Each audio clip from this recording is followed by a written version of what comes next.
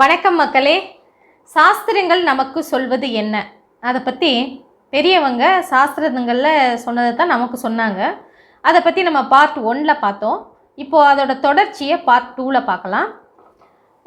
தான் செய்த புண்ணியத்தை அடுத்தவர்களுக்கு ஒரு காலும் தானம் செய்யவே கூடாது அப்படின்னு பார்த்தோம். அதுக்கு அடுத்து குருநாதர், அம்மா, அப்பா ஆகியவர்களிடம் நமது புண்ணியத்தை தானம் செய்யலாம்.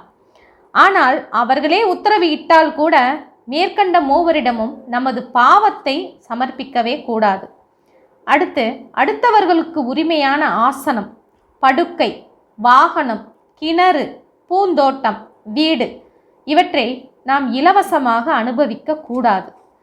அனுபவித்தால் நம்முடைய புண்ணியத்தில் 1/4 பங்கு அவர்களுக்கு போய் சேர்ந்துவிடும்.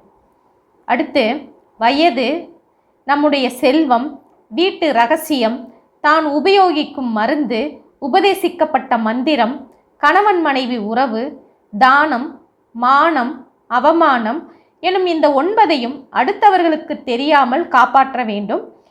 சுவாமியை தரிசித்த பின்போ, பூஜையை முடித்த பின்போ, மங்கள காரியம் செய்து முடித்த பின்போ, உறவினர் ஆகியோரை வழியனுப்பிய பின்போ, சாப்பிட்ட பின்போ உடனே போய் குளிக்கக்கூடாது அப்படின்னு பெரியவங்க சொல்லியிருக்காங்க. அடுத்து தலைமுடி, ஈர ஆடை ஆகியவைகளை அடுத்தவர் மீது படும்படி உதறக்கூடாது. ஈரத்துணியால் தலையை துவட்டி கொள்ளக்கூடாது. காய்ந்த துணியால் மட்டுமே துவட்டி கொள்ள வேண்டும். அடுத்து மனைவி கர்ப்பமாக இருக்கும்போது கணவன் கடலில் நீராடக்கூடாது. அதாவது தீர்த்தங்கள் போய் நீராடக்கூடாது. அடுத்து பிணத்தை சுமக்கவும் கூடாது. ஒற்றை ஆடையோடு சாப்பிடக்கூடாது. ஆற்றில் ஆடை இல்லாமல் குளிக்கக்கூடாது அப்படின்னு சொல்லியிருக்காங்க.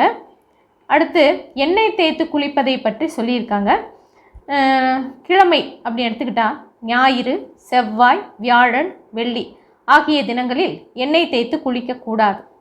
திதிகளில் பிரதமை, சஷ்டி, சப்தமி, அஷ்டமி, ஏகாதசி, துவாதசி, அமாவாசை, பௌர்ணமி ஆகிய தினங்களில் எண்ணெய் தேய்த்து குளிக்கக்கூடாது. நட்சத்திரம்னு எடுத்துக்கிட்டோம்னா உத்திரம், கேட்டை, திருவோணம், திருவாதிரை நாம் பிறந்த ஜென்ம நட்சத்திரம் ஆகிய தினங்களில் எண்ணெய் தேய்த்து குளிக்கக்கூடாது. சரி, இப்படி எண்ணெய் தேய்ச்சி குளிக்கிறதுனால என்னென்ன பலன்கள் கிட்டும் அப்படின்னு பார்த்தோம்னா, ஞாயிறு அன்று எண்ணெய் தேய்த்து குளித்தால் வருத்தம் நேரிடும். திங்களன்று எண்ணெய் தேய்த்து குளித்தால் உடல் பிரகாசமடையும். செவ்வாயன்று எண்ணெய் தேய்த்து குளித்தால் அல்ப ஆயுசு உண்டாகும். புதன் அன்று எண்ணெய் தேய்த்து குளித்தால் செல்வம் கிட்டும். வியாழனன்று எண்ணெய் தேய்த்து குளித்தால் தரித்திரம் உண்டாகும். வெள்ளி அன்று எண்ணெய் தேய்த்து குளித்தால் வியாதி உண்டாகும். சனி அன்று எண்ணெய் தேய்த்து குளித்தால் நல்ல விஷய போகங்கள் கிடைக்கும். அடுத்து திவிதியை, திருதியை, சதுர்தசி, பஞ்சமி, சப்தமி, நவமி, தசமி, திரையோதசி ஆகிய தினங்கள் எண்ணெய் தேய்த்து கொள்ள மிகவும் நல்ல திதிகள் அப்படின்னு சொல்கிறாங்க. ஓகே மக்களே, நமது பெரியவர்கள் சாஸ்திரங்களிலிருந்து பார்த்து படித்து தான் நமக்கு சொன்னாங்க. அதை இப்போது 2 பார்ட் 1 பார்ட் 2 பார்த்தோம். இன்னும் வருகின்ற காலத்தில் நல்ல நல்ல கருத்துக்கள் கிடைக்கும்போது கண்டிப்பாக நான் உங்களுக்கு ஷேர் பண்ணுறேன். இப்போது நன்றி, வணக்கம்.